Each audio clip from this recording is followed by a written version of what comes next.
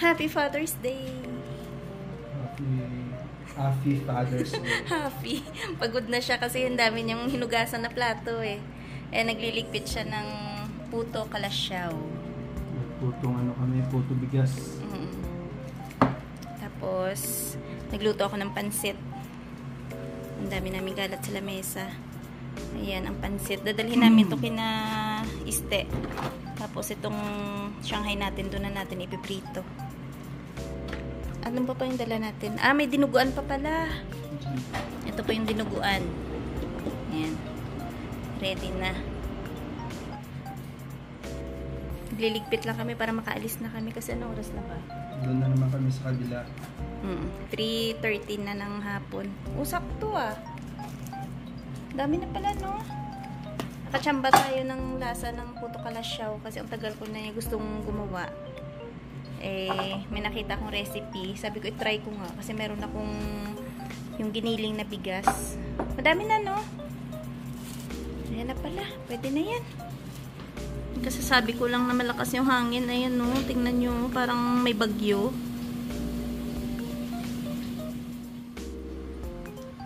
No, lakas ng hangin.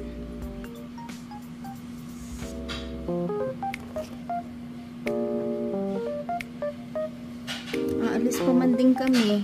Sakto pa yung patak ng ulan ngayon.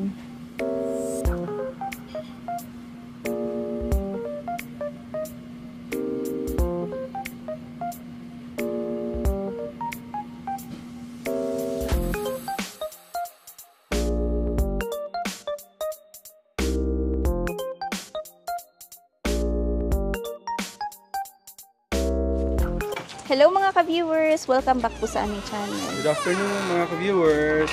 Ito na naman kami. Happy Father's Day po sa lahat ng tatay. May food tayong bitbit. Yung pin-repair namin kanina ni Dadong. Dadong, ayan pala yung mga alipores yan. Nag-ano din yan. May dala kaming puto, asawa ni Ni Puto. Asawa ni Dinuguan. Pasaway ka. Si asawa ni Dinuguan. Si Pansit kasama ang kapatid niyan si Lumpia. Oo nga. May pang Sharon. Meron tayong Shanghai. Doon na namin lulutuin para fresh. Nilak mo doon pa? Lalaro sila ng baseball yon. Baseball. Yan yung mga ano dito, nilalaro ng mga bata. Gantong maganda na yung panahon.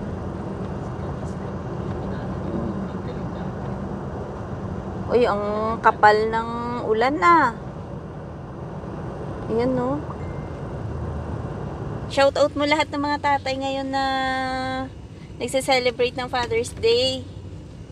Eh, tatay mo. Kami kasi wala nung tatay. Happy Father's Day, pang Tatay, papa, daddy, at lahat ng kahit single dyan, basta naging tatay sa pamilya. Shout out din pala sa kay Eric Palma sa battery tech namin. sa asawa niya. At saka sa misis niya. Shout out pala kay Jack Corpus, tsaka sa misis niya. Ayan. Taga Bacolod daw siya. Taga Bacolod po kami, sir. Alam nga niya siguro. Nandito na po. Accent yung daw natin kasi. Ay, nahalata ba? Kasi Ilonggo yung accent. Eh, dito na po kami Comment ka na sa... lang sa namin kung taga saan kayo mismo. Baka malay mo taga... Same kayo ng barangay. Karatig barangay lang tayo.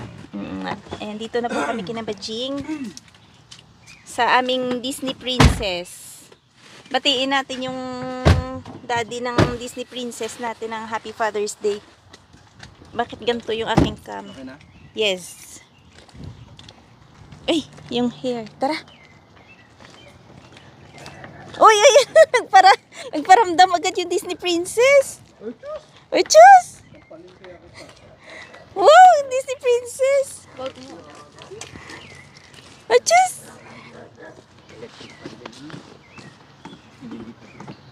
Uy, Diyos, ang Disney Princess namin, no? Ang arte-arte. Hello, Disney Princess!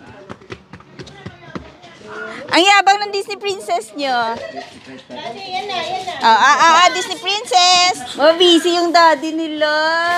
Parang baliktad yun. Dapat di ako nagluluto eh. Busy yung daddy ng Princess Bes, parang ako din Sarah. siya nilabis eh. Sarap Puro po. din hugas ang inabot ko kanina. Ambush to ambush. Thank you, Este. Ambush. Ang sarap po. Okay lang. Busog pa. Oh, may pa-dessert. Sarap. Cream cheese, leche flan. Ito, yema cake. Uy, kain na, kain. Oy, kain na tayo. Let's eat. Ayan na po yung food namin. Ang Disney princess namin natataranta na, nag-aantay na. May pa-pizza. Mga merienda. Sarap. Kain na. Asan na yung aking ketchup? Ketsup. Ketchup. Kunin ko na lang bukas. Happy Father's Day to you. Kain na. Ay, yung mga father na to, oh. Nakatayo lang habang kumakain. Father's Day sa lahat ng fathers dyan. Ang sarap ng kaldereta ni Lester, grabe. Na-miss. Ayun. May pizza ulit. Baha ng pizza. Chicken ranch. Wow. Kaya di na ubos, iwi mo lang na. Thank you.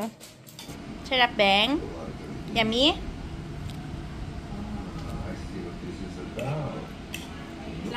Masarap. Masarap pa yan yung gumawa. Chess cake plan. Chess cake. Idong ko, hindi naman Bisaya. Si Dadong hindi na makapagsalita. Idong. Eh, Bisaya yung yes, hindi yung ano yung... Chess cake ba? English to no Bisaya. Ready? Ready. Hindi ako yun. Ready. Kain tayo ulit. Hindi ako yun. Ay, si... Ano, Rose? Pwede na i-business. Uy, pwede. Business. Mister.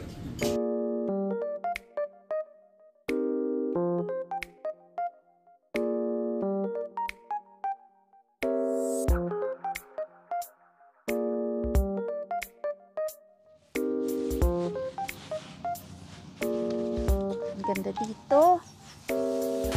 Relaxing ano. Ayan na, may nagutom po. So may isi-share lang po kami saglit sa inyo mga ka-viewers. Awareness lang po o kaya reminder lang sa mga may plan na mag-visit dito sa Canada. Kasi napaka-importante po na habang nasa bakasyon kayo, protektado po kayo in case ng emergency. Like sa kababayan po natin na kararating lang dito, mga 2 weeks ago lang, nasa New Brunswick siya.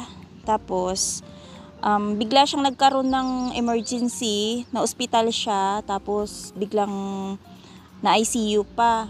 So, yung pamilya niya ngayon, syempre namomroblema dahil nga, ang pagkakaintindi ko, visitor's visa ata siya. So, syempre pagka ganon, hindi ka covered ng healthcare dito sa Canada.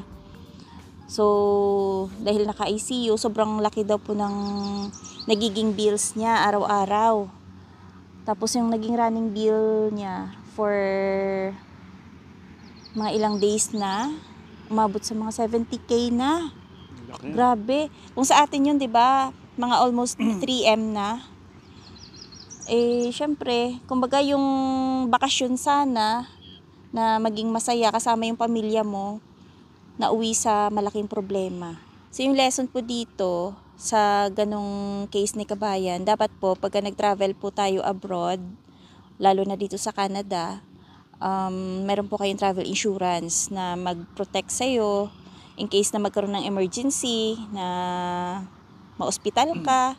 Tapos yung sabi pa nga nung iba, dapat daw bago mag-travel, dapat naka-medical ka, napa-check mo lahat Physically fit ka ba? Oo, physically fit ka kasi Kung may nararamdaman ka, for example, sa mga gallbladder mo, mga ganyan, kasi mga bato. Kasi Mga ito yung bato. case ni kabayan sa ano internal niya, kasi yan eh. kidney. Hindi mo kasi alam kung kailan Atake. kailan siya mag-strike ba. kumbaga hindi ka handa na ganitong araw sasakit siya. Oo. Kaya kailangan mo talaga na mayroon kang travel insurance na kahit papano makatulong siya kung saan ka man aabutin. Kumbaga wag natin isipin na saglit lang tayo doon. Ang saglit na yan kasi hindi natin alam kung Hindi natin aabutin tayo o masasabi. hindi. Kung Kaya- magkakasakit ka bigla dito. Kaya kailangan talaga na lagi kang handa once na mag-travel ka. Yun nga sabi nung iba, hindi daw first time to na nangyari sa mga kababayan natin na nagpunta dito na may ganong case ba na dito inabot ng atake, dito na aksidente, yung mga ganon. So, alam natin na pagka wala kang work permit, hindi ka PR, hindi ka, kumbaga visitor ka lang dito, Hindi ka cover ng health dito. Oo, hindi ka cover ng healthcare dito. So dapat may pangsalukan na yun nga yung insurance mo na yun yung sa'yo, yung sasagot ng hospitalization mo, pa-check up, mga ganyan. Wag baliwalain yung mga insurances. Kasi napaka-importante talaga. Once na mag-travel kayo. Kahit sabihin nyo na ay bakasyon lang to. Yes, bakasyon lang yan. 1 month. Ang 1 month na yan, napakahabang na yan, panahon. Tapos, biruin mo yung ICU pala dito, umaabot ng 16K A day. a day. Tapos yung room pa, umaabot ng mga 4,000 something. Ang room ha, biruin mo yan. Kung hindi ka covered ng healthcare pala dito, grabe. Yan, napakamahal pala. Sobrang mahal. Kaya ilang days pa lang maabot na sila ng mga 70K yung bill nila. Grabe no? Kaya hindi talaga basta-basta na mag-travel ka pala na wala kang insurance. So, ayun. Wala kang link ng GoFundMe niya. Wala. Kasi napanood ko lang to sa At least may share man lang natin sana. Wala. Napanood ko lang po to sa Omni TV. Na yun nga yung bago nating kababayan na dumating sa New Brunswick. Alam ko dumating siya katapusan ng May nga. Tapos yun, 2 weeks pa lang siya. Kaya sa may mga balak na mag-abroad, yun ang una nyo ring asikasuhin. Isama nyo yan sa ninyo. I-prioritize talaga yung travel insurance. Kasi instead na masaya ang bakasyon nyo, kasama yung pamilya nyo dito, naging lalong malaking problema magiging, yung kinaharap nila. Kaya kayo na hindi pa nakapagbalak o nagbabalak pa lang na pumunta sa mga ibang bansa, secure nyo talaga. Secure talaga yung insurance. Para in case ng emergency, lalo na ma-hospital, mga ganyan, meron pong sasagot. Kung hindi man fully covered, at least meron kang Makakatulong. merong makatulong. Kumbaga may inaasahan ka. May iaasahan ka. So yun. Sige. Hanggang dito na lang. Hanggang dito na lang muna yung aming video for today na dumaan lang kami dito saglit kasi ang ganda ng panahon. Samantala kahapon parang may bagyo. At yun, yung celebration nila kagahapon ng Father's Day, ganun lang, simple lang kasi lahat busy. Si Dadong lang kahapon yung walang pasok. Si Este tsaka si Lester may mga pasok kaya mabilisan lang din yung stay namin dun sa kanila kagabi. Saka magandang Monday na lang sa mga ka-viewers namin dyan. So hanggang dito na lang po muna yung aming video for today. Maraming salamat sa palaging panonood at ingat-ingat. Bye-bye! Salamat! Tangi, masakit yung bola na yan na. Ang daming nagpapalakad ng aso dun, no? Gustong gusto ko dito mamasyal kasi ayan, no, si Lolo nagbabike. Napaka-peaceful. No, ang ganda dito pa, no?